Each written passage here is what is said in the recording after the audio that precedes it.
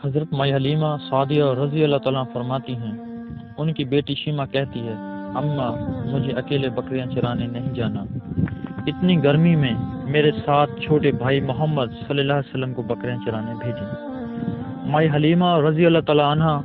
نے کہا، بیٹی وہ بہت چھوٹا، بکریاں کو سنبھالے گی یا اسے؟ شیما نے کہا، اماں ایک دن میں بھائی کو ساتھ لے گئی تو بادل کا ٹکڑا ساتھ ساتھ چلتا، سائے کیے ہوئے، گرمی لگی ہی نہیں، بکریاں جلدی جلدی چرنے لگیں، اور پھر میں بھائی کو گود میں لے کے بیٹھی تو وہ چر کے ہمارے پاس خود بخود آ بیٹھی اور بھائی کو دیکھنے لگی۔ مجھے ان کو اکٹھا بھی کرنا نہیں پڑا، اکٹھی ہو کے ہمارے پیچھے چل پڑی، بادل کا ٹکڑا ہم پہ سائے کیے رہا، ساتھ چلتا رہا۔